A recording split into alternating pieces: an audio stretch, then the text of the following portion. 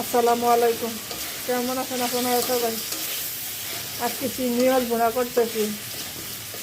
একটু তেল, পেঁয়াজ কুচি, টমেটো কুচি, হালকা একটু লবণ দিয়ে এখন মাছটা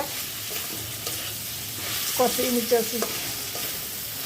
এখন কষানোর ভিতরে একটু হলুদ দিয়ে দিব, সামান্য একটু মরিচি গুঁড়া দিয়ে দিব,